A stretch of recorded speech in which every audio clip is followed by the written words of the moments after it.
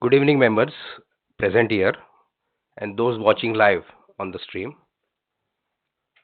I am Narayan Pasari, Vice President of BCS.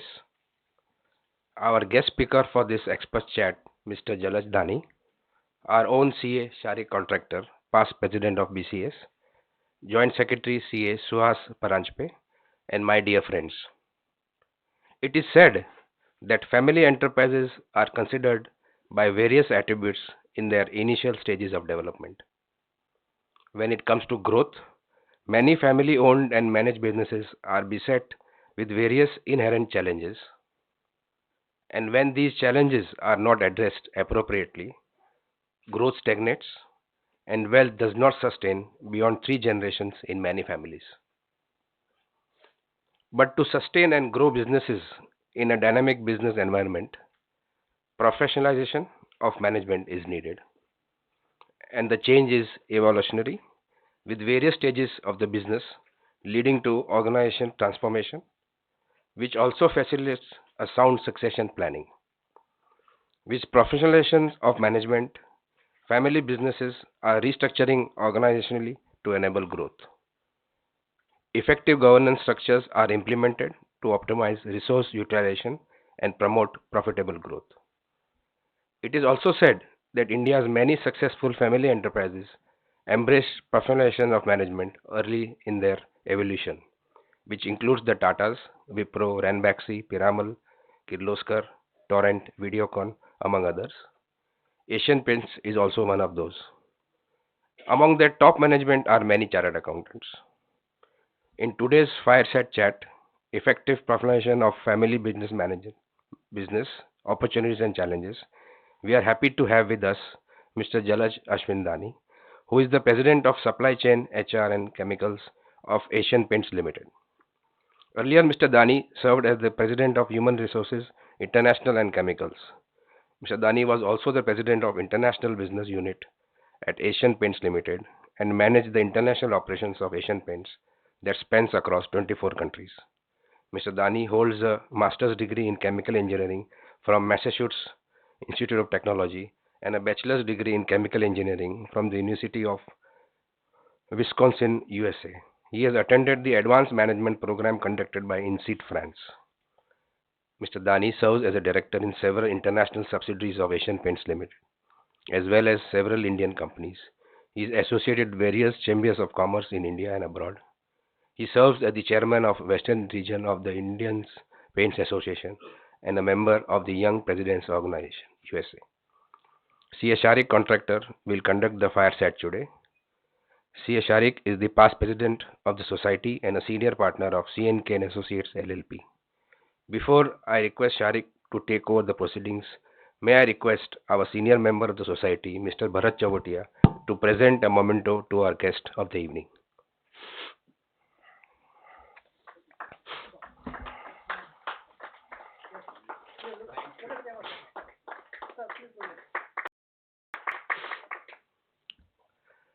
Sir, the society celebrated its Golden Jubilee residential refresher course last week. On that occasion, a commemorative issue was released. I am happy to present you a copy of the same.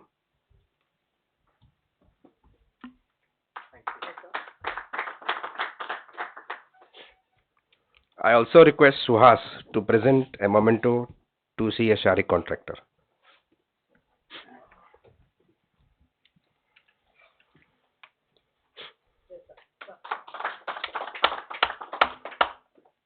C.A. Sharik, all yours.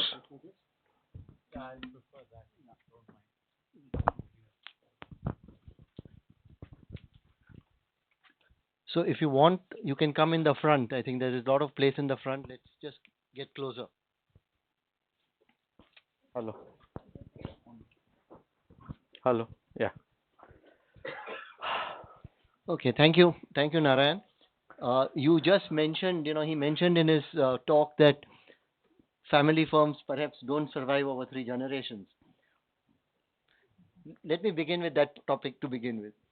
I was just doing some research, and I think Raju gave me some information about that. That the oldest family managed firm is in Japan, which was founded in 718 and has survived for 46 generations. Now, how did it manage to survive? I'm told that the family consciously maintains only one head of the family.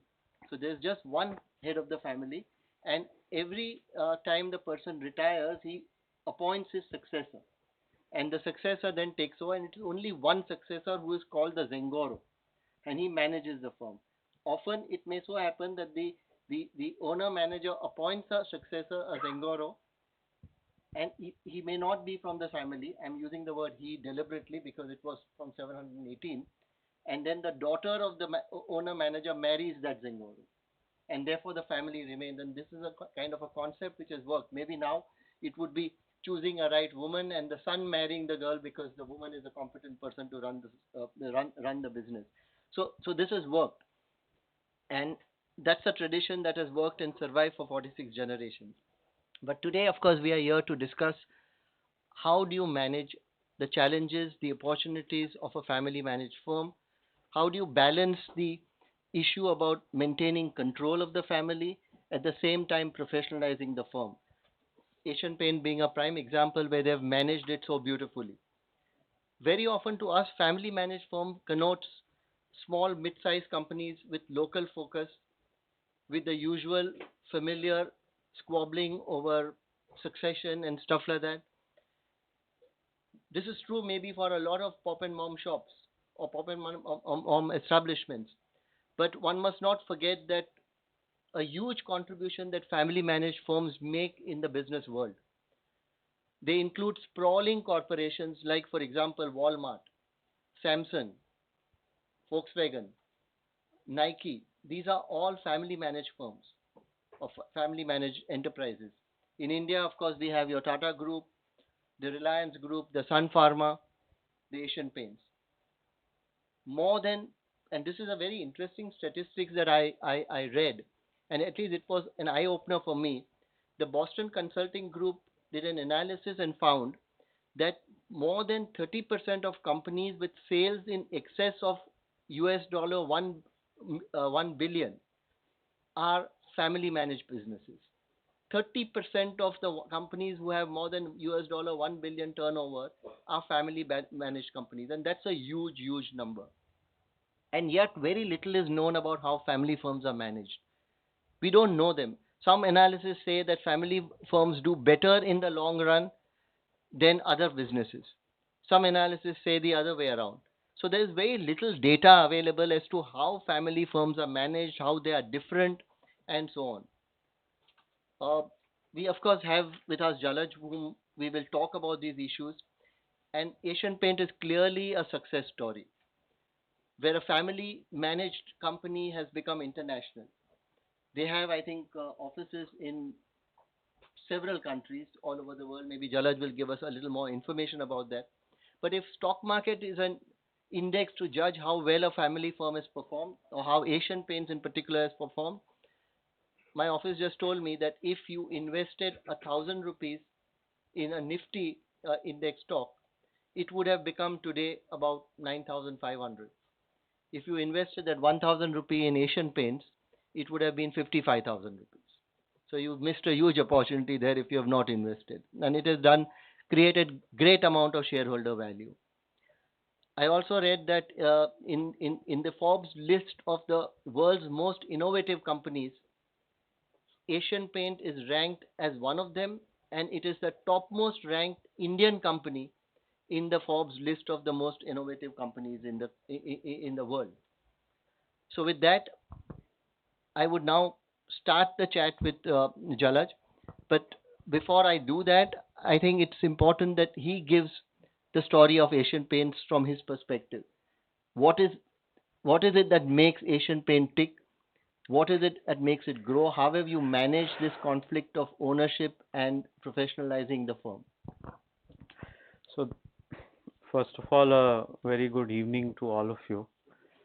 I was trying to avoid Bharat Bhai for a long time. finally he spoke to Ashwin Bhai Dhani, who's my dad, and I got instructions to show up here. So he knew how to manage that. It becomes important in family business. So that's why I'm here.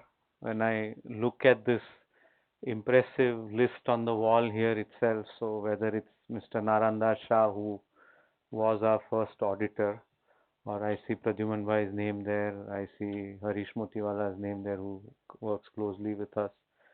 Many other names actually that I read here. So uh, I think this is a great institution. I think all of you have built over a period of time. So thanks for the privilege of having me here today. It's nothing more than that, but just a big privilege for me and an honor. Uh, we just heard about third generation and what happens. So my first qualifier is I'm third generation. So am So I, I, Janak. I, so time will tell what will happen. I've been involved in various capacities for about 20 to 23 years in Asian Paints. And I remember when I joined the company, the market capitalization used to be less than 1,000 crores. And just now the market capitalization is in excess of 90,000 crores. So it's been a very rewarding journey for, I think, all the stakeholders over all these years. And what I want to share with you very quickly is the journey of Asian Paints, and hopefully within that, some of the decisions, some of the trade-offs, I think that individuals and organization has made over all these decades will come out. On 1st of February, which is few days away, we celebrate 75 years of Asian Paints. So that's another big milestone as far as Asian Paints is concerned. So this was a company that was started on 1st of February 1942, and it was started not very far from here in CP Tank. And there was a salesperson in a pharmacy shop. There is this Kothari Hospital here, which is now closed down in this area, as you know. And there was a salesman who used to visit this pharmacy shop and made friends with another individual across the counter from there. That person working in the pharmacy shop was my grandfather. And so there were four of them together at that time who came together and started Asian Paints. So there were just four families or four friends, whatever you would like to call. They started in Mumbai. This was during the Second World War. And I'm dwelling on some of these things because I think family businesses are successful because entrepreneurs sense opportunities, entrepreneurs build on whatever are the gaps in the marketplace fairly quickly. So this was during the Second World War, and supplies of paints were severely affected. So that's how they started the business. And they would make paints during the day, deliver in the night, and hopefully they'll collect money next day, buy raw materials. And that was the work ethic of very tight working capital management, which was there in the 40s and 50s. This meant that they wouldn't extend a lot of credit. So even if you go back and over all these years, even after 75 years, our collections are very tight. So we have always had this culture of collecting money on time, even incentivizing people, our customers, to pay on time. And we believe that helps because even now, once the customer is paid in cash for your product, then there's an incentive to push your product vis-a-vis anybody else's product because it's already paid for by the customer. So 1967, which is now almost 50 years ago, we became market leaders in India. So one of the things I think family businesses do well and they need to learn is concentrate on one line of business and become successful in that. Uh, it is important because as we see the growth of Asian Paints over a period of time, you will see that as something that has given it a lot of strength over a period of time. It was in early 80s, more as an intellectual curiosity. Somebody came to the four founders of Asian Paints at that time and said that all this is fine, you're market leaders in India, but can you succeed outside of India? So it was in early 80s actually, even before we listed on the stock exchange. They said, okay, uh, and again there is a learning here. How much capital can we afford to put, and let's only put the amount of capital that we can afford to write off, and that's the capital they put for their first venture outside of India, and that's how the international expansion of Asian Paints started in early 80s. 82 we got listed on the Bombay Stock Exchange, and that was done at a premium of 13 rupees, so it was a 23 rupees at which the IPO was done.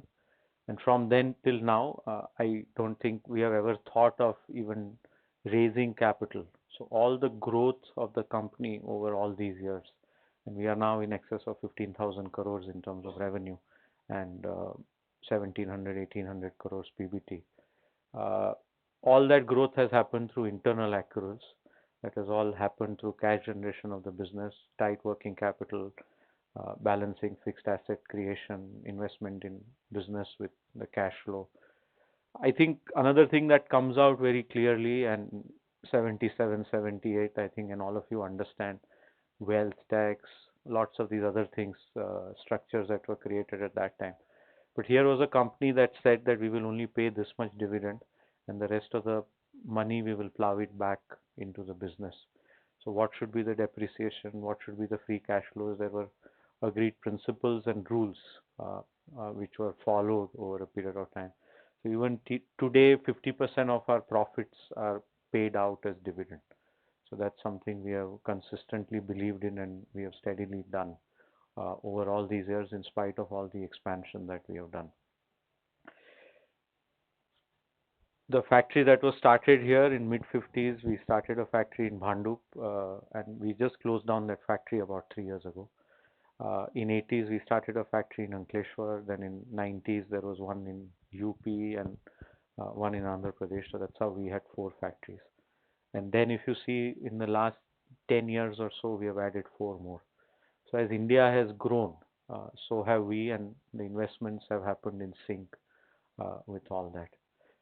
One of the things I think the promoters got it right as early as late 60s, around the same time we became market leaders, is they went and recruited talent from the best places. So whether it was going to the IIMs, which was something that was pretty new at that time, going to the IITs, going to UICT, or at that time it was called UDCT, where there was a course on oil and paint technology. All these things were done steadily by the organization. So whether it's financial management, whether it's sales and marketing, whether it's operations or supply chain, or it wasn't called supply chain then, it was called, I guess, operations. Uh, in the area of information technology or systems as it was called at that time, there was equal focus on all the functional areas and getting the best mind. So even getting chartered accountants or company secretaries or ICWs at that time, uh, organization believed that we should, and I think the credit goes to the founding fathers who were still involved in 60s as far as the business is concerned, in getting the best talent from outside and empowering them, giving them enough uh, freedom to deliver. And that meant that many times they had views, they had ideas which were different, maybe more progressive, maybe more thorough because it was based on more data and more research and visiting more customers, or whatever the basis of that was. Might also have been their academic inputs that they received when they went to all these fine educational institutes. But the organization always believed that if we get the right people, we get the talented people, and we must believe in them, we must empower them.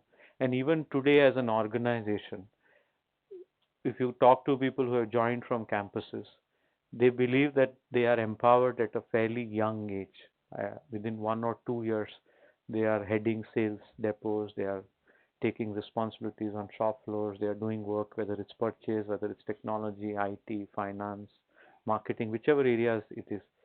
So there's a lot of empowerment, there's a lot of hiring the right talent. So getting the best talent out there. And this has happened decade after decade as far as organization is concerned, and that has helped the organization to differentiate. Also, maybe because there were four families, and we became three families in 1997 when one family decided to leave, and even today we are three families. But there was always this understanding that there is company, and then there are shareholders, there are families, there is management, there are different stakeholders. And there was a clear distinction between what was good for the organization. And it was always believed that whatever is good for the organization comes above and before everything else. And whether it was appointment of certain individuals in the management of the company, taking certain decisions, if it was felt that it is in the best interest of the company, then let's do that more than anything else. This will mean that you will upset a few family members, you will have certain issues, and we went through a leadership transition in 1997, and we lost one of the four founding families at that time, which was unfortunate. But we believe that if it is right for organization, it is right for the families, and that is something that we have all grown up being espoused and practiced over all these years. What else have we seen over all these years? And there was a reference to that in the introduction also. Uh, it was very heartening when Forbes announced a few quarters ago that we are the most innovative company in India. Uh, Saying that we are innovative doesn't make you innovative. It means that you have to take extraordinary risk, whether it's financial risk, whether it's risk in the marketplace with distribution, with branding, with customer connect, with launching of new products and many of these other things. Even in the area of information technology, even in the area of what we do with manufacturing sites, there's innovation happening in all parts of the company. So how do you empower people at various levels? How do you ring fence risk? Because bigger you become, more risk averse you become. Bigger you become, more process driven you become. But then it takes away the innovative element as far as these things are concerned. So there is always this conversation, and we have what we call five pillars. And one of the five pillars is innovation. And our present CEO also asks about it once in a while, that are we taking enough risk? Are we failing enough? Because sometimes you become very, very risk averse as far as these things are concerned. And I always say that good is the enemy of great. So because we have been market leaders for so long, we have been growing earnings year after year. We have been plowing back that capital into modernizing our factories, into launching new products, lots of investments in information technology that we do, and all these other things. It becomes important to ensure that you continuously do that, because otherwise you take your leadership for granted. You believe that you have opened up enough dealers, you have enough technology in your shops, and you don't need to do enough and things like that. This means that you will fail sometimes. Now, I think the job of the top management is to ensure how much risk is the right risk to take.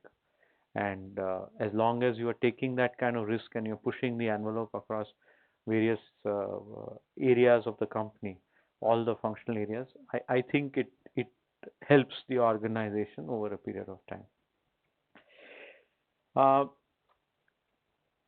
we are, I think, one of the first companies in India to have an independent audit committees even before it became a law. So it was something we did in mid 90s, and I think it's recognized. I think it just again shows that the organization has not only believed in what is the law, it's believed that we need to be more compliant than the spirit, the letter, beyond the letter, and getting into the spirit of whatever it is that we want to do. And there has been a continuous investment around that to make sure. It might make us not so competitive in the short term because of certain tax issues, because of certain environment issues, Factories Act issues, Packaging Act issues, or whatever these things. But if we want to grow, we want to empower people, we want to become much larger, then we will like to do things in a certain way, because that's the only way it is sustainable. So we started, as I said, in 80s with the international expansion, and we were there in the islands of South Pacific. Then we went to Nepal.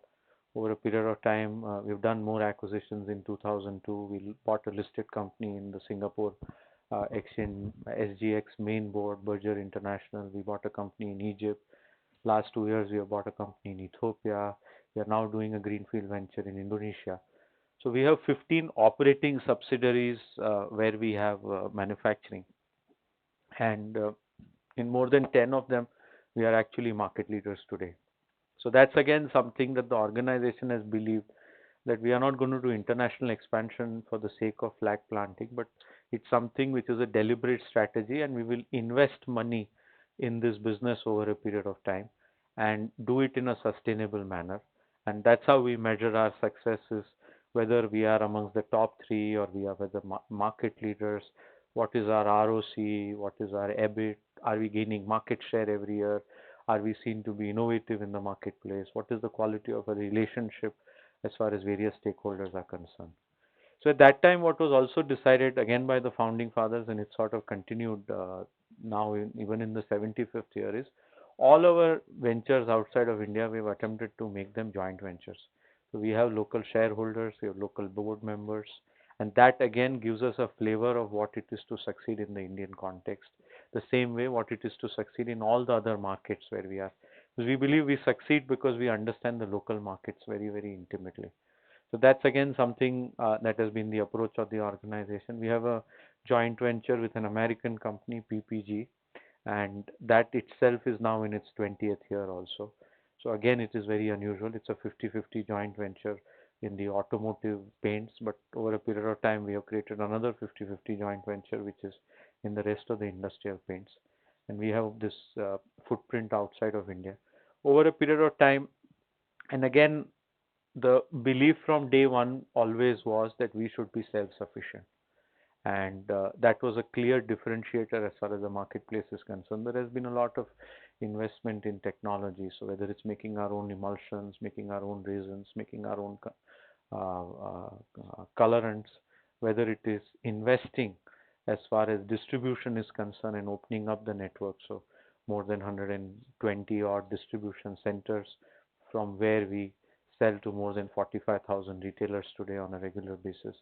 And then we realized in the last few years that we need to get into related lines of businesses. So now we have got into waterproofing, we have got into paints, brushes, rollers, we are now into wallpaper.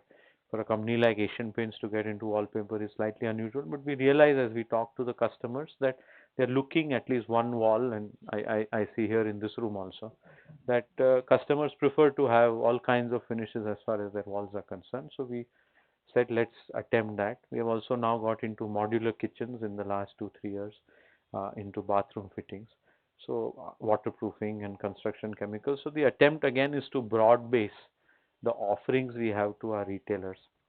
And again, whether it's our auditors, whether it's our bankers, whether it's our packing material, chemical suppliers, people who work with the company. So our present CEO is now in the company for more than 35 years. So there are people who have served the company in one capacity or the other over all these years. And that again, I think is very important for family businesses, because somewhere you need to develop the art of storytelling and telling new people also that what is the culture of the company, what's the DNA of the company, and you need to constantly reinforce that. So new laws will come, new regulations will come, but there is a certain way in which we conduct business as a company, and as long as you are above and beyond on all the laws of the land which you operate, I think it's constantly necessary to reinforce. So when we do new acquisitions, when we get into new lines of businesses, for example, now we are getting into services. So color consultancy at home, color consultancies at paint shops, uh, doing painting contracting and certain size homes in certain cities. These are all color advisory. So we are trying to get into many of these services areas. And some of them we have on-roll employees, but we have quite a few off-roll employees. So again, how do we do work with them over a period of time and make sure that we give them the values that Asian Paint stands for? And that becomes again very important. So as you become larger, as you become multi-generational, as you get in more people who are more competent, sometimes even more competent than more seasoned, more experienced than family members, how do you bring them together? And I think the only thing that brings them together is values. So we talk of, as I was telling, the pillars are there. So we have innovation, We have agility, and in agility, we clearly realize that we need to work faster, even though we are market leaders, because otherwise we will take our leadership for granted. We have a people pillar because we realize that people are central to many things that we do. We have an integration pillar because larger you become, more isolated you become from each other, whether it's different geographies, whether it's different business areas, and many of these other things. So all these pillars in turn are actually resting on what we call uh, the bedrock, which is trusted, caring, and fair. So are we fair to all our stakeholders? Are we trusted by all our stakeholders? Now, this is again something, and as I trust is say what you do and do what you say. This is not something that can be just built overnight. But that again becomes the responsibility of people if they have to take the organization to the next level. So there's a lot of work that happens around some of these things. So I'll just stop here for the time being. No, lot of interesting things that you mentioned. Uh, the one thing that you mentioned and you wondered about, the third generation part of it. Uh, Very often they say, the first generation is the one who conceives and creates. The second generation is the one who consolidates and grows. The third generation squanders. So in that sense, I think you must have terribly disappointed your father and your grandfather, right? That you've not done that and you've actually made the organization grow even further. But aside that, you said a couple of very interesting things. You mentioned about the CEO asking a question as to, are we failing enough? I think it's a very interesting question because that brings about innovation. So that was interesting. You mentioned about good is the enemy of the best. And again, that is innovation. So that's an interesting concept. But you also mentioned very clearly that you have attracted talent, you've picked out the right people, you've empowered them so that they grow, and values is what is binds them together. But the question still begs itself that how have you managed to separate ownership from management? Have you succeeded in doing that? How do you ensure that with the best interest, maybe family, and particularly you're managing three families, they would want to say certain things, they would have maybe different ideas sometimes. How do you separate the two? See, I think the responsibility of making it work is both ways. So I think the family members need to understand that there is a professional input, that a professional who doesn't have the right last name or may not have the shareholding, but through what they have done academically and then contributed professionally over all these years brings a certain value. So I think family members need to understand and respect that. At the same time, I think family members who work in organization where there is professional equality, there is a lot of open exchange of ideas, also understand that instead of managing quarter Quarter uh, by quarter. to one quarter to another, there is a little longevity that is provided when there are a set of shareholders who are aligned to certain business strategies. So I think it's also the responsibility of the professionals who work in such organizations to ensure that there is a lot more communication and alignment as far as these things are concerned. Uh, Sometimes it's very easy to say it, difficult to implement, I'm sure. And then there are successful examples where it happens seamlessly. So people will always say, yeah, yeah, it happens in that company. But I'm not sure whether it happens in every company. And there are, for every one good example, there are so many bad examples. But I think over a period of time, an entrepreneur comes up with an idea, scales it up very fast because they look at a certain opportunity. But every entrepreneur needs a team, and there is a certain need that the family members have for recognition, stature in society, maybe certain compensation. But I think the day family members realize that the biggest benefit that you have from an organization is your shareholder value, and as long as the shareholder value is going up, as long as dividend is going up over a period of time, and that's going to create more value, and for that you will have to work with a set of individuals who may have the same last name, may not have the same last name, may have the same outlook, may not have the same outlook. But over a period of time, you all learn to work together and align for a certain business objective. And if that's the intention or the objective, I think it works out over a period of time. So would there be a conscious decision as far as Asian Paint is concerned to say that we want a CEO who is necessarily not from the family, or it has just happened because you picked the talent and he grew into the organization? See, I think succession planning is a very important job that seniors in the family have, and even the professionals who work in the family who are senior have the same responsibility. And some of them may be on the board, some of them may not be on the board. You will also have independent directors who will be advising, most of the time on the board, but sometimes in certain organizations of certain size, they may be on the board, they may not be on the board. I think it becomes important over a period of time to have a system that recognizes and rewards performance. And it shouldn't really matter whether somebody is a family member or somebody is not a family member. It's difficult to do, but I think if you start practicing it, it becomes a habit over a period of time and you see it all around, then it's not extremely difficult. There's a lot of value when that happens. So can you take enough risk? Can you see the future? Can you sense business opportunities? Can you have the execution capability to implement what are the business plans that you have drawn? Now, these are all qualities, these are all capabilities or competencies you look for whether somebody is a family member or somebody is a professional. I really don't think it differentiates between the two. It's nice to have family members working in a professional business or professionally run business also because they provide longevity Yeah. as far as certain implementation ideas are concerned. I always say gratification and postponement of gratification.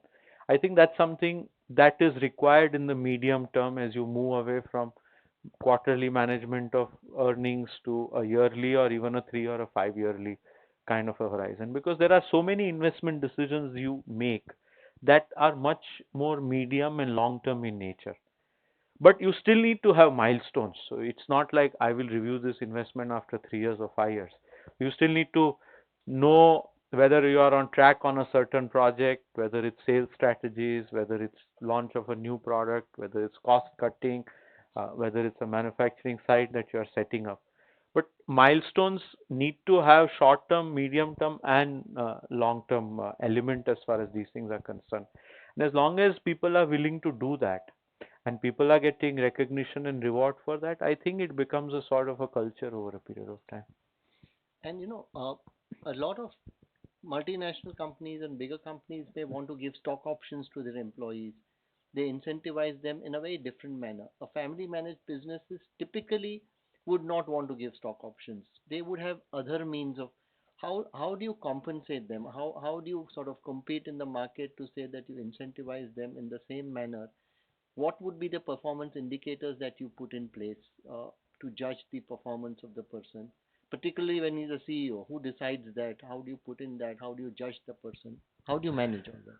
See, that's a very interesting debate, and I think there are lots of different models on how people should be Judge. compensated. Uh, let's step back. I'll answer what you are asking specifically a little later, but let's step back. What is it that an individual looks for when they work in a certain organization, especially over 5, 10, 15, 20 years? One is they will ask that question whether I'm enriched professionally, whether I'm getting inputs from the organization or from the professionals or family members who are working with me on a regular basis, because everybody wants to grow. Second is, do I get an opportunity to contribute to the organization? Now, if my ideas are good, do I get to pilot them? Do I get to test them? Do I need approvals over a period of time to scale them up? That's, I think, the second thing. The third is the element of recognition and rewards. Now, I think all three of these are equally important, and I think engagement has become a very big word as far as HR community is concerned. But what is it that engagement stands for? Engagement always says that an employee joins the organization but leaves the boss. So now I think it's our responsibility, whether we are family members or professionals, as bosses, to make sure that the interest of our subordinates are protected. Now we don't have to make sure that we only push their case. It is a question of giving them a fair hearing and making sure that there is a process by which, across all parts of the company, people have say as far as this is concerned. So as long as people are growing, people are learning, people are able to contribute, and they get a fair compensation, I think most people are quite happy. Now, why do multinationals want to, as you are saying, in other countries offer ESOPs and things like that? Is because somewhere they feel that the interest of the senior leadership in those countries will be aligned to the other shareholders in the parent country as far as shareholder value creation is concerned. But is shareholder value creation for 1 month? Is it for 3 months? Is it for 1 year, 3 years, or 5 years? I think how these programs are designed, how the vesting periods are, how they can cash out of these things actually determines how they will create this kind of shareholder value. So as long as you're providing them inputs professionally, as long as they are getting and giving both to the organization and they get a fair compensation, and within that there is an element that there are years that the organization has done well, there are years that an individual has contributed or a work group has contributed, and a fair compensation is paid out, I think most people are quite happy. And as long as you do this consistently, with what happens with many organizations is this is the flavor of the month. So let's do this for the next 1 or 2 years. When times are good, now times are bad, let's do this. As long as you do it consistently and you walk the talk, and that goes back to what I was saying, trusted, caring, and fair. I think most people see through this that this is a medium term, not so good news or good news, but they are looking at the long term. And as long as that happens, I think the business interests of all the stakeholders are aligned. Yeah. So again, would you therefore say that family-run businesses generally tend to look at a longer perspective and not at a three-monthly reporting, and incentivize the employees also that way? Because I was reading a couple of articles and all that, and that very clearly brought out that one, it sort of agreed with what you are mentioning right now, that family-run businesses don't necessarily just pay higher to the employees; they create a value, they incentivize them in different manners, they sort of empower them in different manners, and therefore they retain them. But now I'm going to the other question of, generally, is the ethos and the culture and the focus different? Because you're a family managed business, you look at the second generation and therefore generally take a longer term perspective than a non family managed business, which would, the CEO driven, would always look at 3 months performance and look at the incentive. See, there is no easy answer as far as these things are concerned, because if you look at the Indian corporate world or even outside of India, there are all kinds of examples. I think as long as people are sensible about their investment decisions, and I know sensible is a very heavy word, but as long as people are willing to do that on a sustained basis, whether there is one large shareholder or a set of large shareholders who control shareholding, or it's a very dispersed shareholding, I think the same thing can be done over a period of time. So there are some very fine multinational organizations, like I would say a HDFC or a Unilever, which you see for decades, or some of the other banking organizations like ICICI or many others who have done that on a sustained basis. And then there are family businesses who have got it right, done it years after year, and then there are many who have not got it right. So I really don't think there is a right or a wrong answer as far as some of these things are concerned.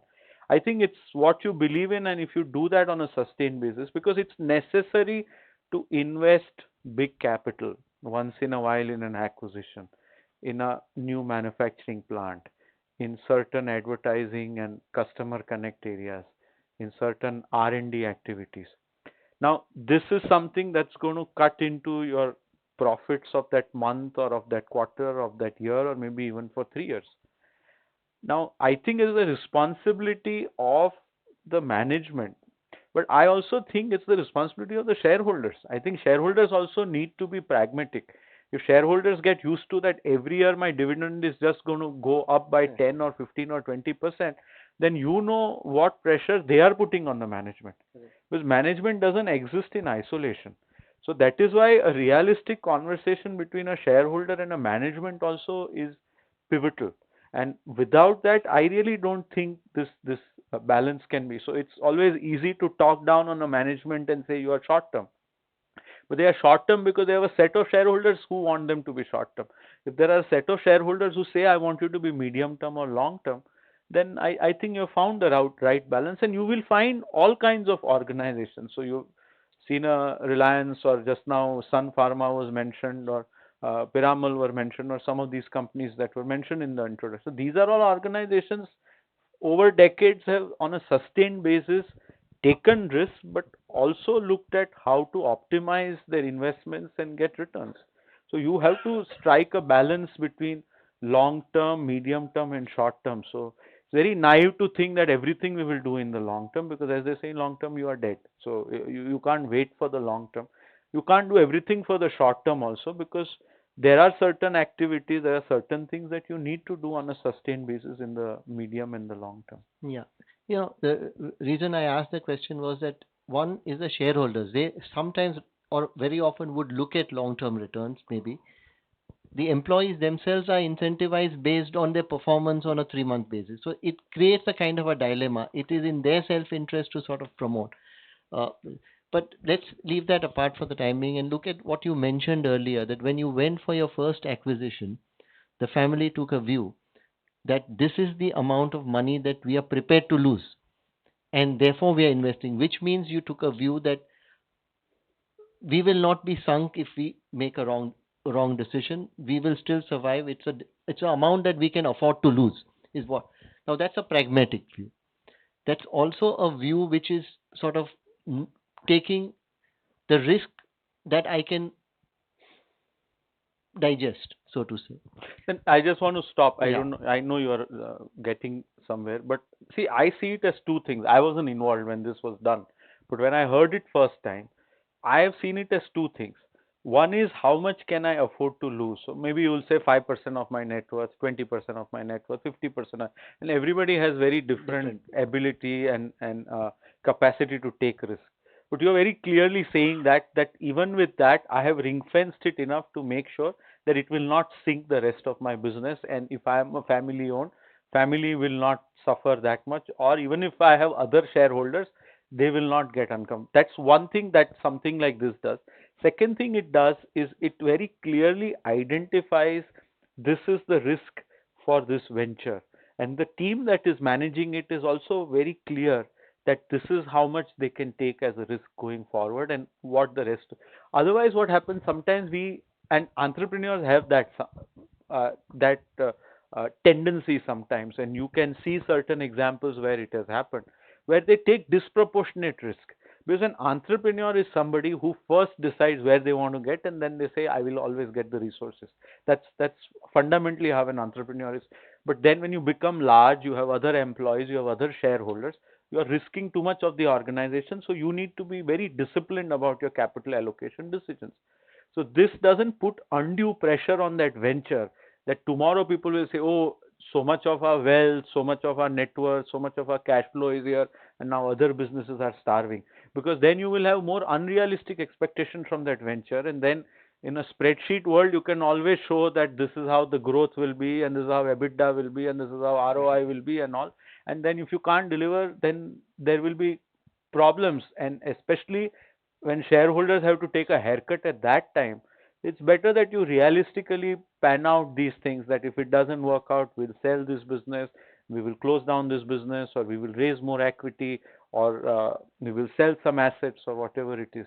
So I think that also becomes important. So would you actually plan for a failure of a venture while you're entering it and even keep that in mind and say, okay, if I fail, this is what is my backup plan?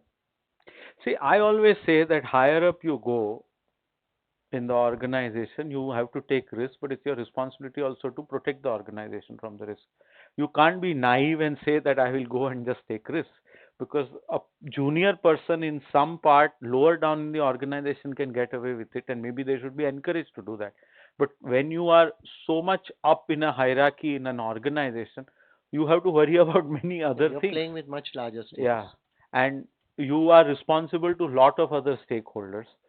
So that is where I said that it has to be measured, and it's a very relative word. And how much can you take risk? And everybody's risk appetite is very different. You know, I was reading this Harvard Business Review article, and a very interesting conclusion that they reached there. They said family run businesses don't tend to do as well as other businesses during up times, but they do much better and perform much better during downturns.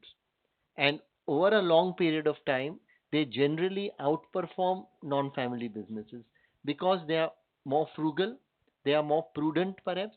So I'm taking it, I'm putting, I'm looking at it very positively that this kind of conservative approach or relatively uh, subdued approach helps you in the longer run because it keeps money in the hands, and it is not a sort of a cowboy kind of approach towards acquisition. So that is what looking at. Would you generally agree that most family run businesses are frugal in their approach and therefore do better during downturns than they would do during upswings? No, there are two different things. One about this frugal. Now, how much frugal is always These a are all question relative mark. terms. They are all Absolutely. relative. And the other point that you are making, see, it is important even in a downturn to invest in the business. Uh, Now, at that time, if you don't invest, because every business will go through cycles. If you are in a commodity business, there is overcapacity, capacity is going out, whichever one it is.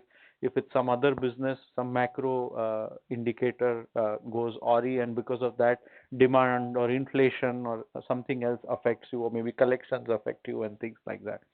So I think it needs to be balanced. Uh, there is no good or bad market. As they say, there are no mature companies. There are no mature sectors. There are only mature mindsets. So as long as you think that you can innovate, you can do something different at certain stage, you keep on pushing the envelope, whether it's a good economy or a bad economy. I think with a lot of people, what it happens, there is a lot of irrational exuberance, and oh, now this is just going to take off, and they put disproportionate amount of capital. Even at that time, you need to be measured, but you don't have to overcorrect yourself when market is bad, because when the market is bad, maybe some competitors will go out of capacities, maybe you can buy them, maybe you can invest in certain technologies, maybe you can even recruit some people, maybe you can put more money behind advertising and brand building, because there's less clutter in the market at that time, and you'll stand out as a brand. It's a combination of things, and you have to be slightly contrarian as Yeah. far as your investment decisions are concerned, because if you're going to do what everybody else is going to do, and whether you are at the beginning of the cycle or at the end of the cycle of that investment also, You you don't know. don't know. So yeah, I think that's the innate sense a business leader needs to have. Right. Uh, you also mentioned about acquisitions that in order to grow you need to have acquisitions and stuff like that. Uh, but again, statistically and some research shows generally that family managed businesses look for generally don't go for large acquisitions. They look for more partnerships, smaller acquisitions, more measured approach towards that.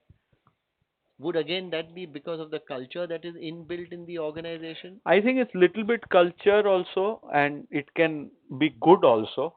There's nothing, as I have said, that we have always looked at partnerships, whether it's our industrial business in India or the international expansion that we have done. But I think it also stems from this philosophy that you want to make investments in a very gradual fashion, and that is where it is very necessary to propagate your culture very fast, because when you do an acquisition, you need to align that organization. It may be in another country, or it may be another geography in India, or another line of business in India, uh, any one of these combinations. I think what you feel comfortable is certain DNA, certain work ethos that you have, you would like to take in that organization. At the same time, you don't want to make that organization like yours. So you can't, as we say in our company, you can't paint it with the same brush, because maybe the sector is different. So in a kitchen business, our competition is different, the customer requirement is different. So if you go to a new geography, the credit that is given, the way promotions are run in the marketplace, the availability of raw material, the working conditions in the factory can be very different. But what is it, what is core to Asian Paints and what is it that we stand for? Now that needs to be identified and defined very sharply, and everything else we are willing to learn as we go into a new geography, new line of business. As long as you are able to do that and you are able to do that on a repeated basis, it's easy. Other is most of the acquisitions are sold on the premise that you are buying a company, and like I get offers every day that you are at a PE of 50 and you buy a company that's a PE of 10, and then tomorrow that company will also become 50 and that's how you'll create shareholder value. Now I think that's very naive, because you can't use equity to grow your business, because then the shareholder value will not get You could created. very easily have a reverse position that you No, can. and that's exactly right, Sharik bhai, that the reverse can happen, and that P can rub off on your company, and it can happen many times. And as we say in Gujarati, and another chartered accountant who advises me says कि भाई सुखनो जीव दुखमा नहीं नाखવાનો. So that's what it is. So you have to be very careful as far as these things are concerned. So I think a disciplined approach, because oh, I can just issue more equity and I can buy a business, then you can justify any valuation. Now that doesn't create sustainable shareholder value, and that's, I think, one of the reasons acquisitions are not pursued with that vigor. But at the same time, I think organization has to grow, has to take risks, whether it's in a functional area or the overall business. Otherwise, you will stagnate. Otherwise, you will not grow as an organization. And that's, I think, the responsibility of the top management to be dissatisfied with status quo and continuously push the envelope. And as I was saying, are we taking too much risk? Are we failing enough? Are we not failing enough? Is, I think, a question, I think a responsibility. And entrepreneur, when they started organizations, always did that. So even when you become large and you become professional, you still need to do that, because the competitors out there are going to have some of these qualities. As professionals, most of us are very conservative in our approach. We've trained. I remember a story that I witnessed as a child. My grandfather was advising a person. I was a child and I was there with watching him. I must have been about 10 or 12 or 13 maybe. And somebody came and he said, "This is my business plan, and what do you think?"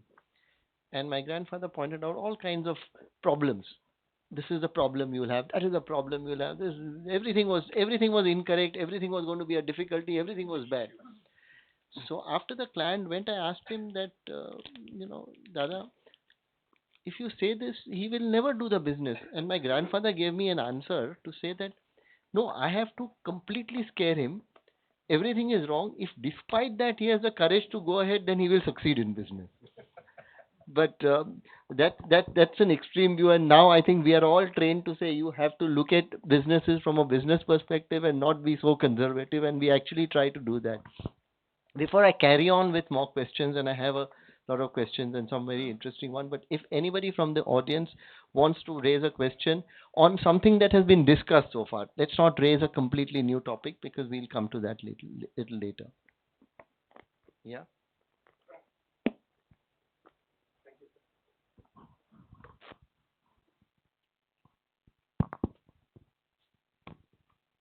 Yeah, good evening, sir. My question is, although we have seen a lot of penetration of professionalism in the family-run business, professionalism Professionalism. in the Okay. family-run business, but we are all reading in the newspaper in the last 2 months what is happening in the big company, in the big group. It is very unfortunate. The company which is having 150, over 150 years of existence, it's a very large company, but still we have a it seems like a black dot in a corporate culture of the Indian economy. Everybody is even a small citizen, a shareholder, everybody is you know bothered by what is happening for such a large company, for such a large group. We should have been uh, stopped somewhere. But unfortunately, still the if you see in the newspapers, every day something is coming. What are your views on this? Whether it should have been stopped, and why it has taken so much, space in the current Yeah, current scenario. in fact, I must tell you that when I was chatting with him informally, he mentioned that we can talk for 2 hours only on this issue, and there would not be enough time. But I guess We'll have it's a very valid short point, discussion. and I think it's on top of everybody's mind, and maybe you can relate to it. We know everything that is there in the public domain, but maybe you can give us some insight, because surely this has come out in the open, and it's very unfortunate because it was an iconic brand that we are dealing with.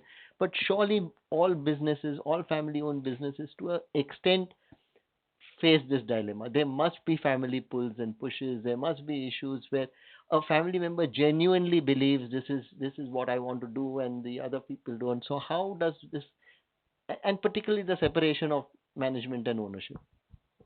No, What is your take? I think it's a fair question. I said that earlier also, that leadership transitions is the most difficult thing in any corporate entity. So even in a professional organization, when there are leadership changes, you will hear that a set of people have moved out because they are uncomfortable with reporting, or certain practices that were done in the past, or what the new leader wants. I think it's all our responsibilities, and I think all groups will go through this at some stage or the other. How well you prepare for leadership transitions.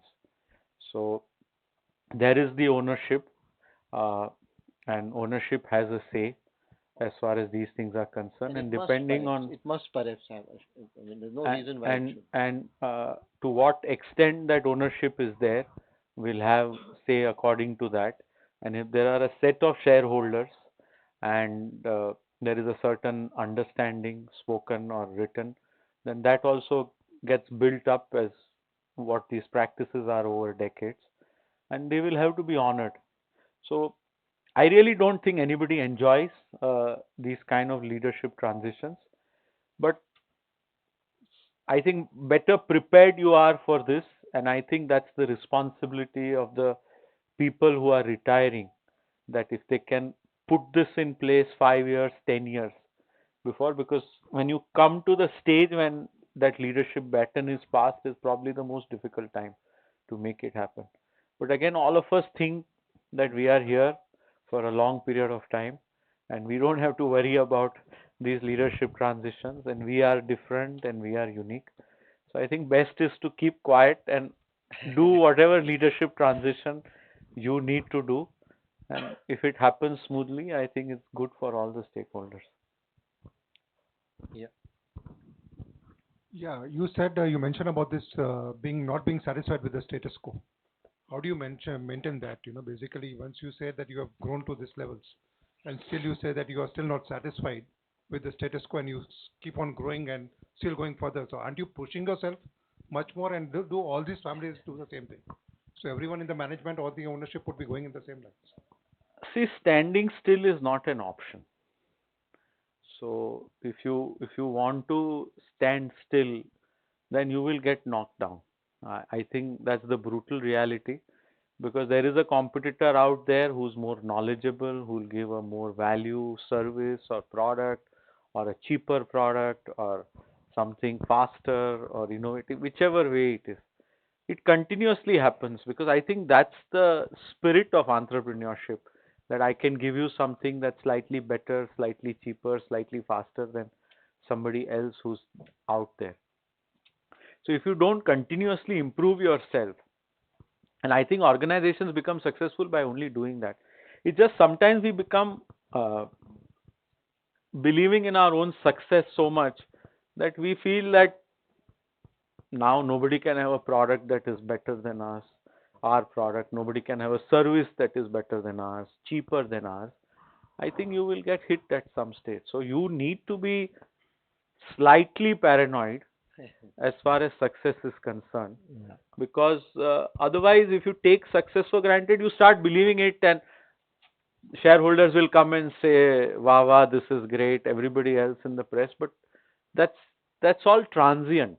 I really don't think it is something that is sustainable, because you need to have a new competitive advantage coming up every day. Now, not necessarily every day, but every 2 3 years in certain businesses, maybe every other week in certain businesses. But something new you can't offer to your customer, somebody else will offer that to your customer and take away your customer. So I think that's the reality, and I think you need to do it across all areas. So whether it's financial controls or management, or whether it's information technology for us, whether it's the technology for making paints, distributing, the way we connect with our customers, innovation in marketing, in all areas, you need to continually push the envelope. Because everywhere there is a new way, there's a better way of doing it, because of a new technology, because of size, because of certain other things that have changed in the value chain. And you have to constantly think about it, and you have to do it, because you start believing that you can stand still and succeed. I really think it becomes an issue. Okay. And one more question, this regarding your conflict you mentioned about one of the families. Can you just elaborate more, a little bit more on that conflict? Because ultimately, was it that ownership was more for the management, and that is why this conflict was there, or how do you solve this type of conflicts, basically? See, in a multi-generational, multi-family setups, over a period of time, you will have conflicting needs. So somebody has a need for recognition, somebody has a need for more say in management, somebody will have need for taking the company in a certain direction also. And I think that's only natural. I think it happens in a family. It can happen between with your spouse and with your children, but it can happen with your siblings and parents and extended families. Now we are talking of four different families. So there are things that people feel that's how it should be done, and some people are more worthy to take a organization in a certain direction versus others. And I think as long as it happens amicably and doesn't destroy what the organization is all about, I think it's a good thing also. Because otherwise, I always say that if you have a silent resistance and something dragging you and eating you up as an organization every day, sometimes it's more unhealthy than having an amicable separation as far as these things are concerned. And it's always unfortunate. No separation is easy when relationships are there for decades, but I think sometimes it's better it's done amicably and everybody prospers on their own. Thank you. I read once where Bill Gates mentioned about business, and he said the reason I succeed in business is because I'm running scared all the time. I mean, it was in a different context than what Jalaj mentioned, but the point was the same, that you need to continuously innovate, you need to continuously modernize. You can't stand still in a position and then expect to grow. Couple of other thoughts, Jalaj, is that I think Bharat bhai wanted to ask something. sorry. Started with values being shared between the professional and the family, and thereafter you said responsibility is both ways. Now, could you expand on that responsibility both ways between the professional and the family? You know, See, if I speak of our organization, as I told you, our CEO himself is more than 35 years in the company, and he doesn't own a single share of the company. If you speak to him, you will not feel that he is not a Dani, Choksi, or a Vakil, because he'll speak the same language that you would expect family members to speak. Now, when you become large as an organization, it's I think it's very nice for me to believe that I can meet every vendor and I can meet every customer and I can meet every government official and a banker and all and every employee. But realistically, I can't. So now, if you don't have a set of people who also believe and live that value every single day, then you can't scale up as an organization. So it's very important that people who are in the organization also believe in these things. So if there is a person in the sales location, and we have hundreds of them across the country, in thousands actually, and they take a certain stance on this is how I will compensate a customer because this is a product complaint. This is where we will stop sales because the debtors have reached this level. And then that customer calls up somebody else in the hierarchy, including now there are less family members, but the senior most family members in the second generation or first generation. And at that time, if the family member says what that individual has done is the right thing, then I think the values are consistent. At that time, oh, ऐसा नहीं, this is the number of years of relationship, you can't do it. Now, to have everybody in the organization in the front line, and that's true with sales, it can be with a vendor tomorrow. If there is flooding that has happened in TN and a vendor is affected, if it is a fire that has taken place, how do you deal with that vendor? So there are a certain values that you have, and I think it becomes important as an organization to live that, embody that at various levels.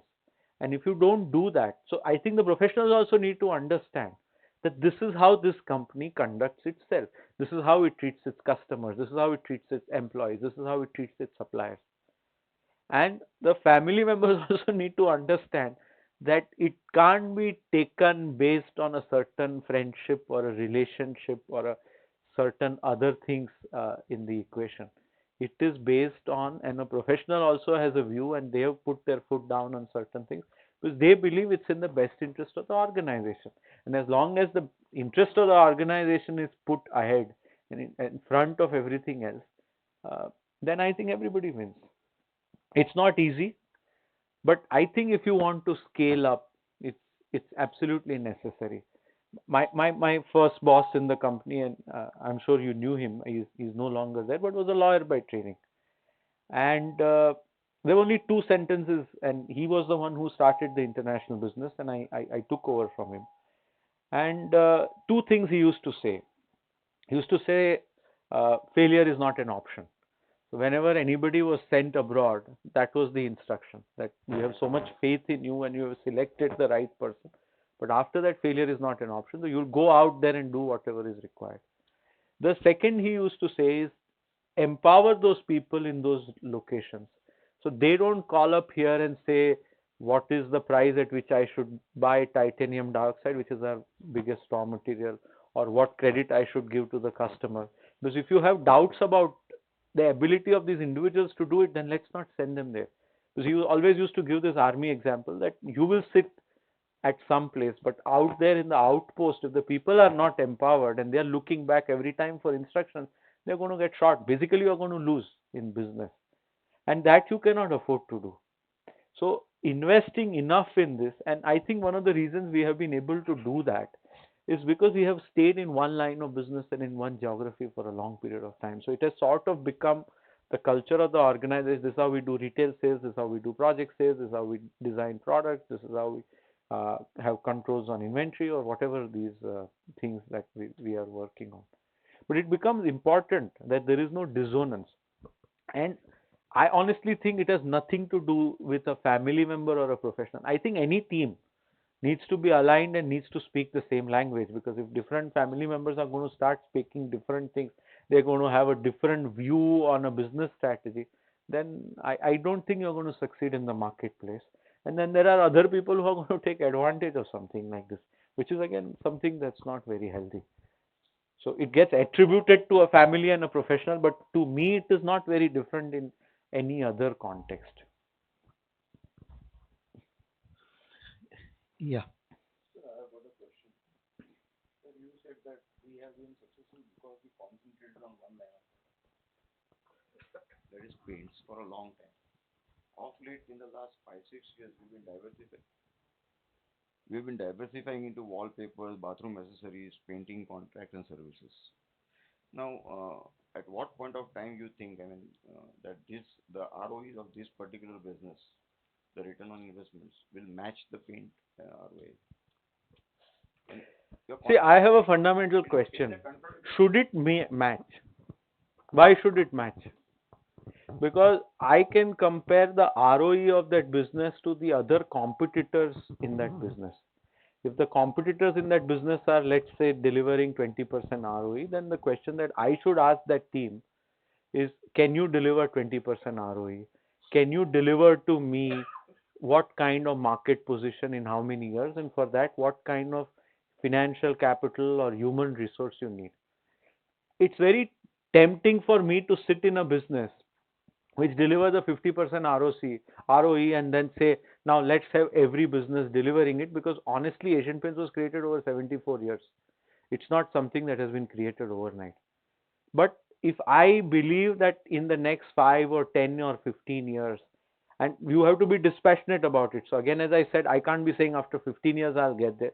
But let's agree on a plan that in first year you will do this, second year you'll do this, this is your market position, this is your overheads per unit that you sell, this is your sales team, whichever one of these things, how are you differentiating in the marketplace, whichever of these parameters you agree on, as long as these measurements you are honest to on a sustained basis, I think it's quite okay. Also, doing all these activities, we decided to do all these activities because it will protect our core business, which is the home improvement larger category and our paint retailers. As long as it helps us to build that brand, to build that experience, it doesn't take away from that brand and the experience, and that can't be measured. That's another benefit that we get, because our retailers can do some of these things. Then it's a good thing to do. But then we have to honestly measure whether the quality is good, whether the experience is good, whether it's adding the brand or it's subtracting from the brand. And the day it stops sub- adding and starts subtracting, then you have a problem and you need to do a realistic assessment of these things. But in each of this business, do you sense that, I mean, on the horizon, we will make a good business out of it in the next 5 years? If we don't think we will do it, you Then think we will put our money in it? that's a question which begs itself. And also sometimes it can be, but I need to ask We you. just had our quarterly board meeting today, so it ended at 5 and I've come here. So I Ah, can talk of price sensitive information, but we are still in quiet period till tomorrow. ah, But I'm just, why would we want to allocate?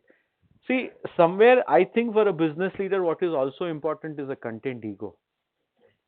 I can't be only saying I want to be in this line of business or I want to be in that geography. I used the phrase flag planting earlier, that I'm in 15 countries, oh, let's be in 25. It's nice to say that I'm in 25 countries, but if I don't get technology, if I don't get a raw material advantage, if it doesn't help me to build my brand, certain scale, helps my people to train in different business environments, and somewhere adds to the ROE of the organization, then why am I doing it?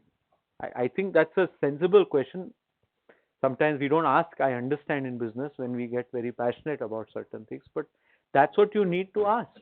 And if it's not adding up either to a brand or a customer experience, to our scale of operation and helping us cut down costs or developing better people or control system, then why are we actually in that business?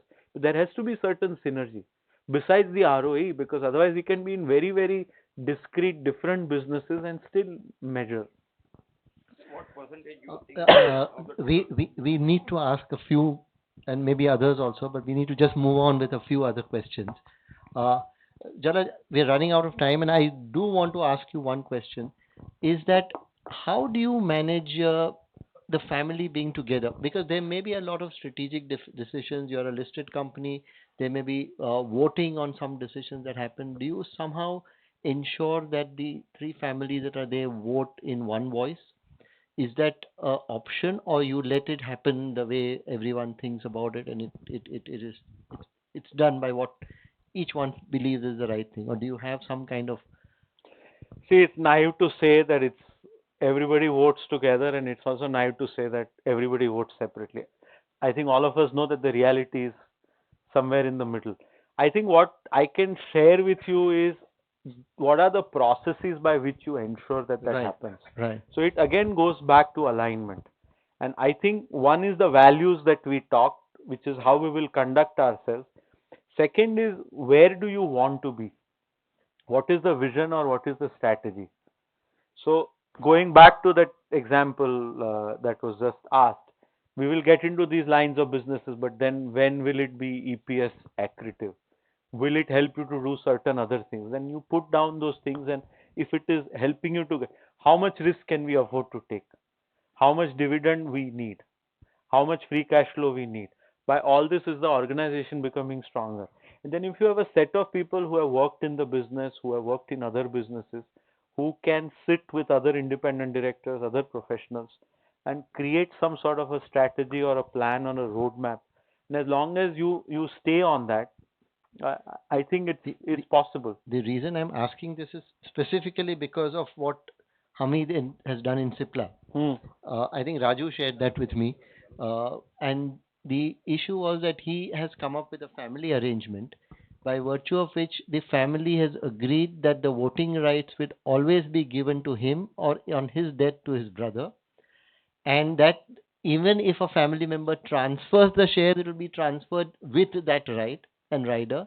And then he has gone to SEBI to say, we are doing this as a family arrangement. Is there any objection from SEBI from a takeover code or whatever? And SEBI has given its blessings and no, this kind of a family arrangement is fine. So, is that a thought process? What do you think about it? See, it's very difficult to comment on any other business, No, as a any other concept, you think family. it's a But I idea think was as long as you are transparent and consistent, very transparent with that. I don't see anything wrong in any way these things are done. Usually, an entrepreneur starts a business, runs a business in a certain way, hands over the reins to the next generation in their family or to a professional. I think as long as people are clear on how these decisions are to be made, and I think what's worthy in this case is you go and even take the regulator's approval. Maybe you incorporate it in the articles of associations and things like that. People can always ask whether it's legal and whether it's something that Yeah, so can be you've taken the defendable blessings. and things like that. I think everybody finds their own answers. But I think what it does is provide absolute certainty on what's the way forward. People may not like it, then they can walk because there is an economic interest which is not compromised because economic interest is for everybody. But in the end, there has to be a certain, and there are organizations and there is a chairman and CEO who is the same individual. There are organizations where chairman and CEO are two different individuals. But in the end, people have to deliver a certain business strategy, and for that you need a certain certainty. You may like it, you may not like it, and I think the individuals who have started these businesses, who have taken these businesses to a certain level, if they think it is in their best organizational interest, one day when they are not there and they institutionalize these things and do it transparently, I think it's only fair. I don't know this arrangement and I cannot comment on it, but I think that's also part of any family arrangement is to realistically jot down what are the challenges as you take various turns on this journey, and you have a plan B for some of these things because you have to do that kind of planning. You shouldn't be caught unaware one day and say, oh my God, now what do we do? Or the control of the company goes to the wrong person, or uh, the shareholder value gets destroyed, or some of these things. So you agree on a certain plan, and that is where which are the sections, which are the sectors you want to be in, which are the geographies you want to be in, how large you want to be, what should be the profitability expectations, how much capital you'll plow back, will you raise capital, if you raise capital, to what extent you will raise capital, if you give certain capital back to the company or to the family or the shareholders, what it should be. I think certain boundaries will have to be drawn, and as I say, you have to then give freedom within a framework. So you can't hem in everything, but broadly, it's always advisable that people agree on these things. Okay, you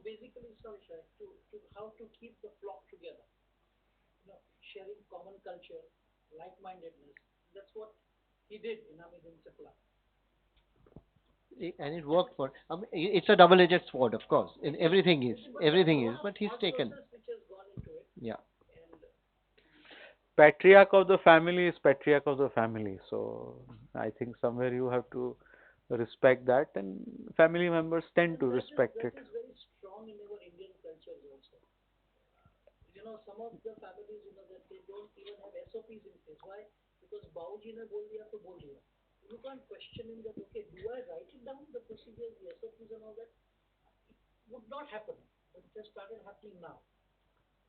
You know, as we round up, there are two questions that I want to ask. One was about this patriarchal system, but before that, you mentioned about the fact that succession can be painful, and in order to reduce the pain, maybe one can plan it.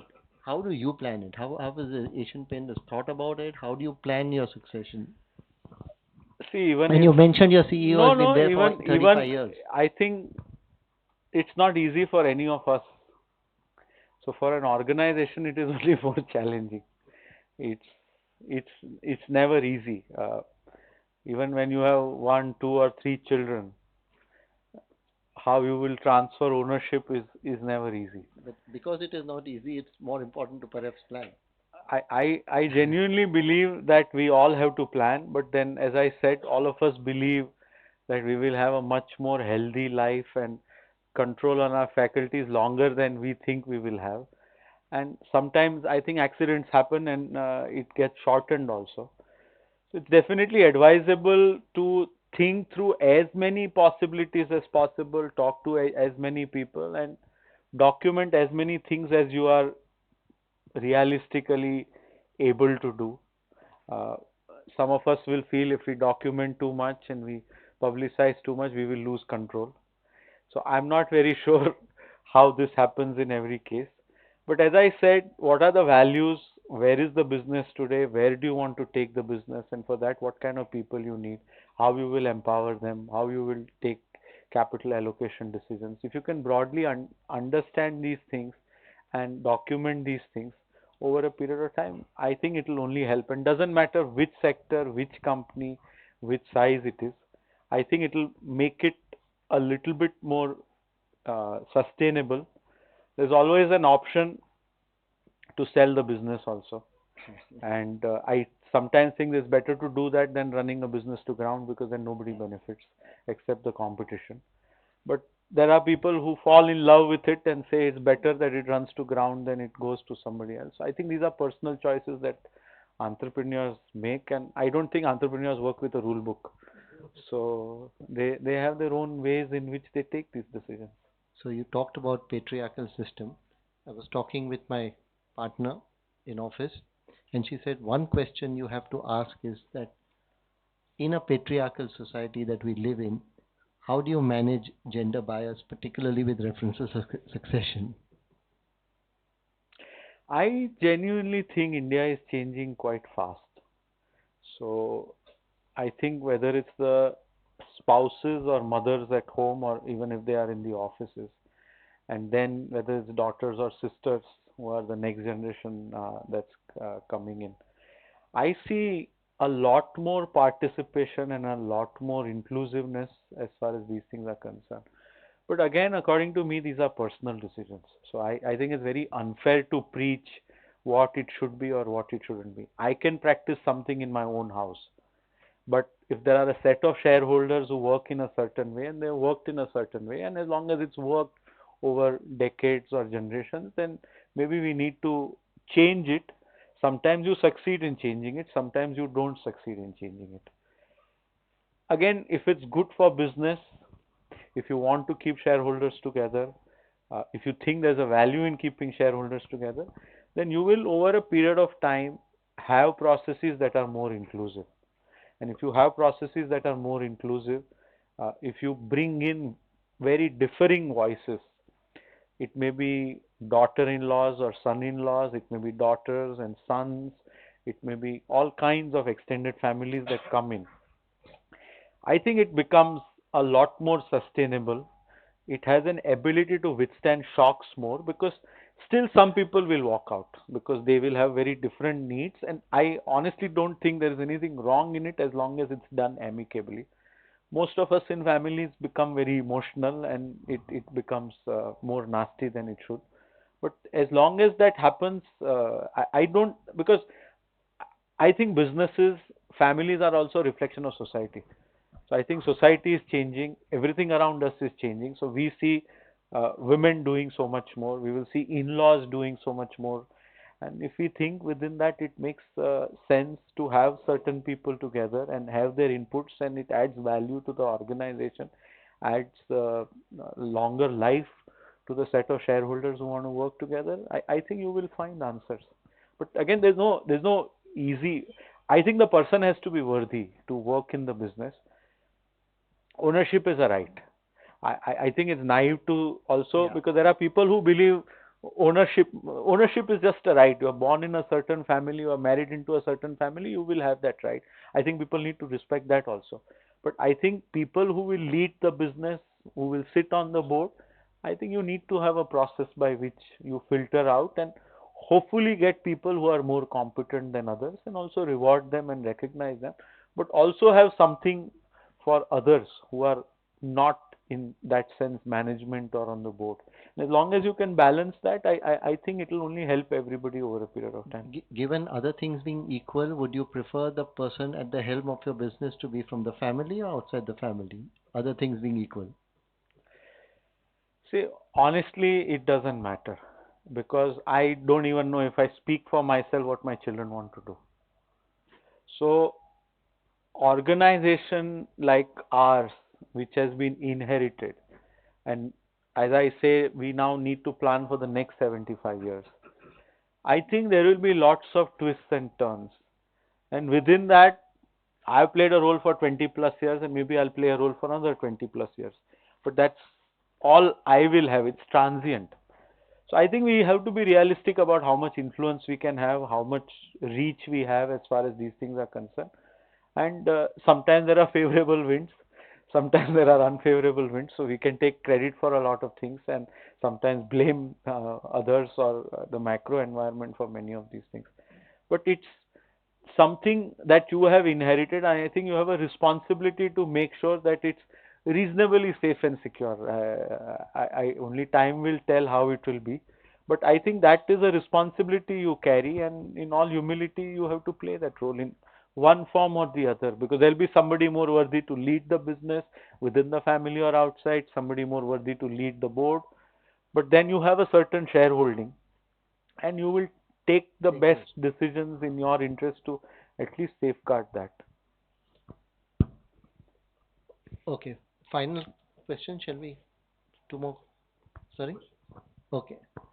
So, uh, in this transition of a family managed business, you must have dealt with many professionals and mainly chartered accountants.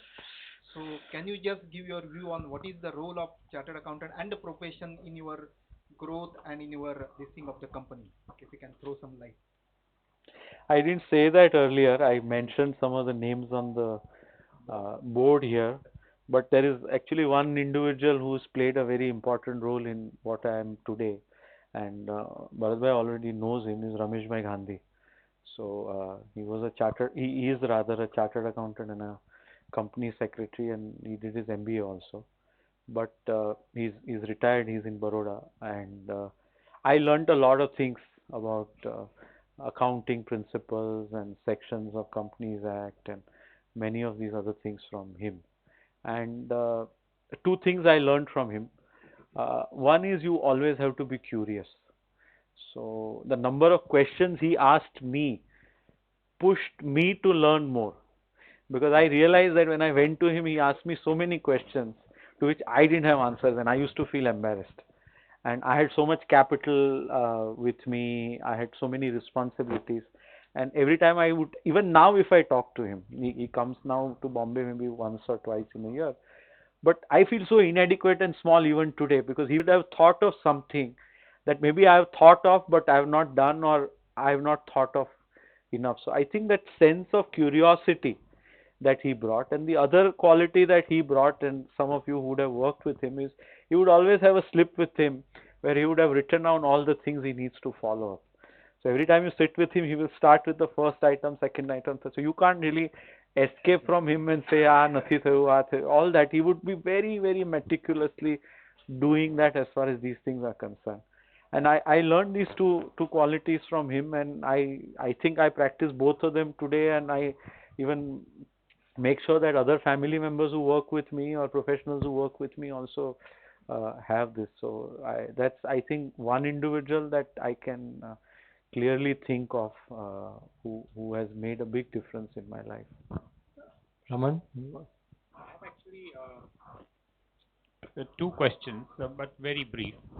The first one is, when the forefathers sort of started, they were really, there must be a huge amount of chemistry also. And now it's not just one family, but it's like three, four families put together. And now you are at the third generation where the families are also sizably large. It's not just four people per se. If you have to sort of tell us one big challenge at your generation that you have successfully overcome, what would that be? In terms of working together and growing together.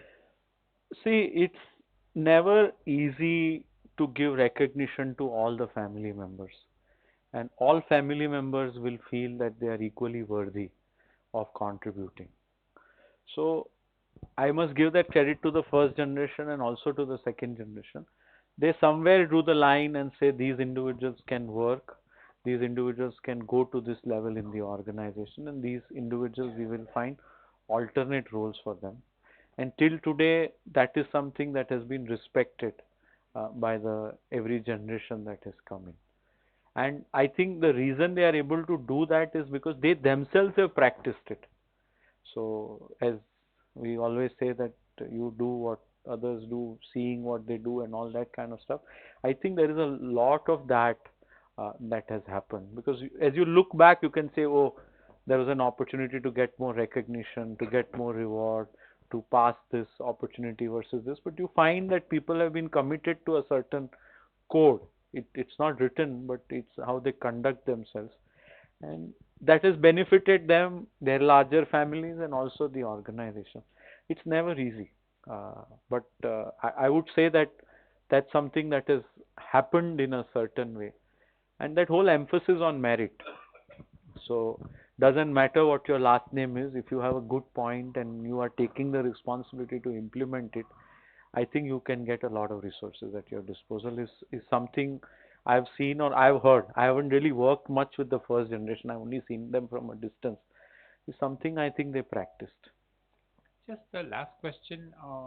I mean, I feel really proud that Indians are sort of still there and not selling off, and a lot of Indians do. And we have seen in last 30 years, or especially since liberalization, a lot of people selling off their business for big bucks.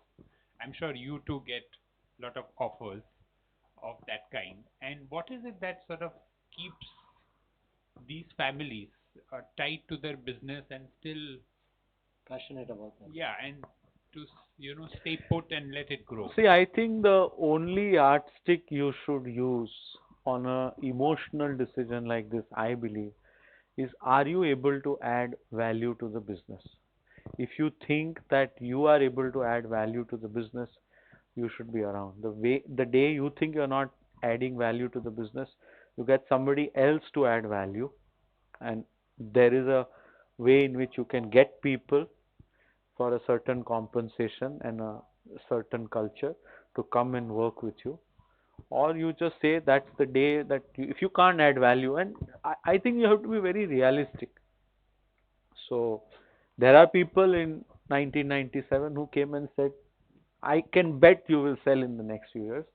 And the only thing was, we think we can add value. Now let's see. Time will show whether we will or we will not. There's nothing again right or wrong because you can always start a second inning. You can start another venture if that's what you have in a related line, in an absolutely new line. So that's what I think entrepreneurship is also all about. Okay, last question, and then anybody else is. Sir, we saw a lot of disruption in November and December. Internal disruption in India. We saw a lot of disruption in the world and in India. One is the Donald Trump external disruption, Brexit, internal remonetization and demonetization, Tata Group disruptions. Now, coming, I mean, what we foresee is the disruption in the UP elections, maybe budget next after 10 days, along coinciding with the birth date of our company on the 1st of February. I mean, what is your view on this disruption now? See, How can it affect us positively or negatively? I think disruptions are not going to go away. As they say, you live in a VUCA world, which is very uncertain, which is very volatile, it's challenging, it's ambiguous, whichever way you want to call it. So that's the world we live in. I think the responsibility of the business leaders is to prepare for it. So if how you anticipate risks and how do you minimize risk. I also say every crisis is an opportunity. So within each of this, if you think there is an opportunity to build a competitive advantage which is not replicable for your competition. I think you have done well for the organization, and I think that's the reason we are here. Okay, absolutely last question now. Yeah.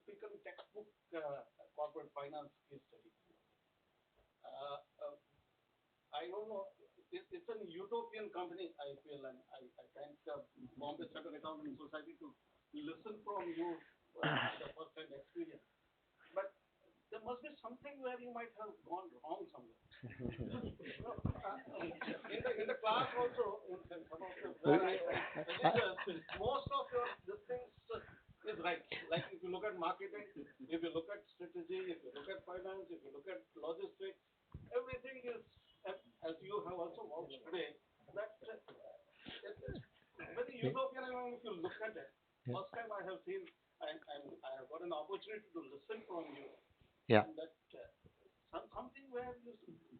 Something goes wrong every day in our company. You just see our quarterly numbers today, and they don't look very good. So I think some are external factors and some are internal factors. So I'm not referring to the external factors because of which the performance is not good, because in the end I always believe, and I've learnt it again from senior colleagues at Asian Paints only, that constraints are within.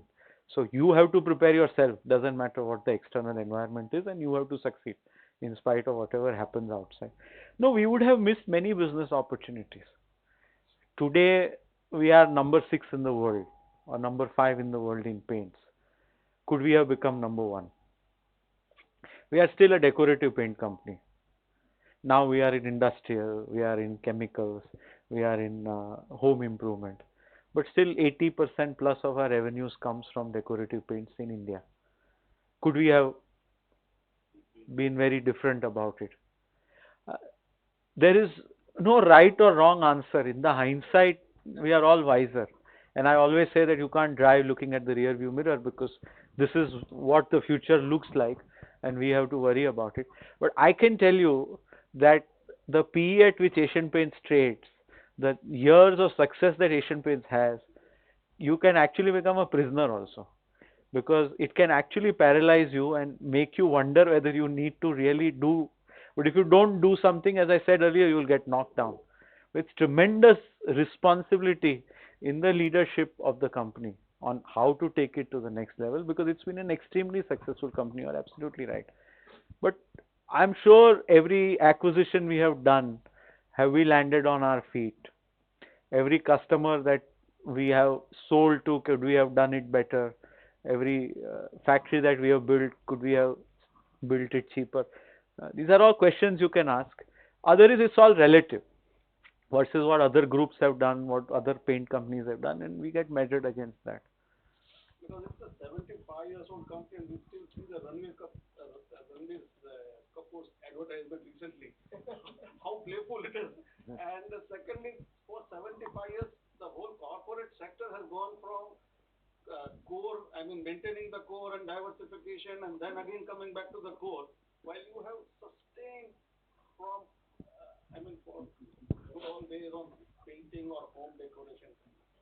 Yeah.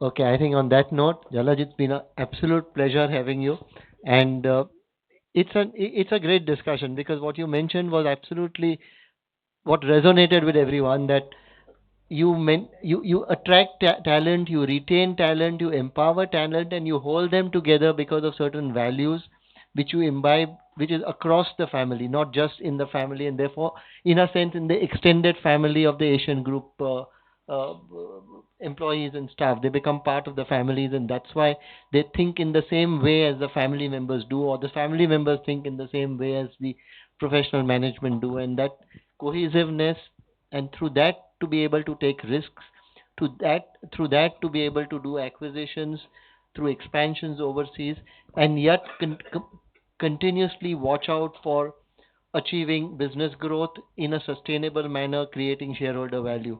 And I guess we could not have possibly closed on a better note than somebody asking you a question, or him asking you a question as to tell us where have you failed. I guess that's the biggest compliment about the company, that you are not able to, a person who is looking to find faults and say where have you failed. So I think on that note, Jalaj, once again, thanks to be for being with the Bombay Chartered Accountants Society. It's been a pleasure, and I'm sure everybody who's present here and everybody who is watching through the webcast have enjoyed this presentation. Thank you. Thank you.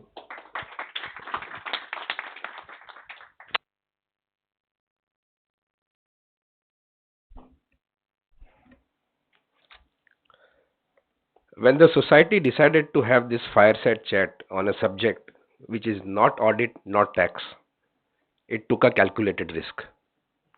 And I'm happy that we mitigated the risk successfully with lots of enrichment for all of us and around 70 people who were with live streaming with us. Mr. Dani was really quite candid in sharing the history of Asian Paints from all angles and how the company is also now offering various products consultancy in synergy with paints. Responsibility works both ways. Every entrepreneur needs a team. Shareholders value need to go up. Can you sense a business opportunity? Attract and retain talent. Management does not exist in isolation. Strike a balance between short term, medium term, and long term. Standing still will knock you out. These were the few of the small one liners which Mr. Dani emphasized on, and we are thankful him for sharing his views with us.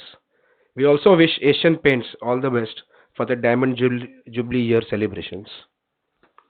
Just to summarize the success of Asian Paints between three family managed businesses, the Danis, the Choksis, and the Wakils. The Danis donate their thoughts and deeds, the Choksis keep a vigil always, and the Wakil just in case needed to keep the things right. Before I request Suhas to make a few announcements or propose a vote of thanks, I will hand over the photograph of this session to Mr. Dani and Mr. Contractor.